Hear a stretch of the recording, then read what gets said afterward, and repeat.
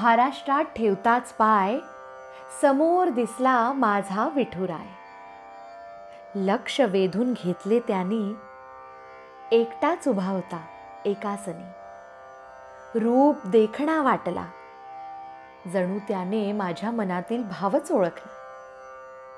मी नवीन आले होते शहरात, बरीचशी स्वप्न होती माझ्या पदरात. पण कुणीतरी ओळखीचं दिसलं म्हणून विठूला पाहून मलाही खूप हायसं वाटलं. कमरेवर हात ठेवून जणू विचारपूस करत असावा आणि जाणलेल्या मनाचा उगाचच आढावा घेत असावा. नोकरीसाठी आलेले मी, खूप स्वप्न माझे. ऑफिसमध्ये त्याला बघून माझं काम सुरू व्हायचे.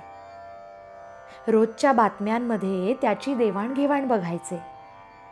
हा विठू एकटाच का जातो कुणाकडे, सतत विचार करत बसायचे.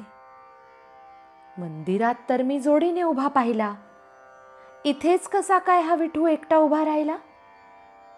मग स्वप्नात पाहिले सन्मान सोहळे समारंभ मोठमोठाले, पण रखुमाई नव्हती सोबत. विठू एकटेच कसे काय आले. अच्छा, महाराष्ट्रात पुरस्कार रूपी विठू.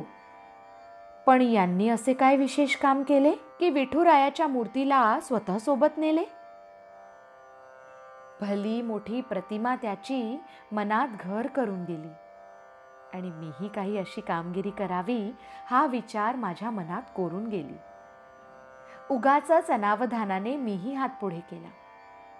आपल्यालाही विठू मिळावा हा विचार मनात येऊन गेला. स्वप्नातच मी मनातील लिहित बसले आणि शेजारी असलेल्याने मग मलाच विचारले, काय सुरू आहे डोक्यात तुझ्या, शोध घेते की काय विठू माऊलीचा. पटकन कसे ओळखले याने, मलाच कळले नाही. मग त्याच्याच डोळ्यात दिसू लागले मला विठ्ठल रखुमाई. म्हणे कसा, लिहित रहा खूप काही जसे जमेल तसे, मग एके दिवशी बघ तुझ्याकडे विठू चालत येतील असे.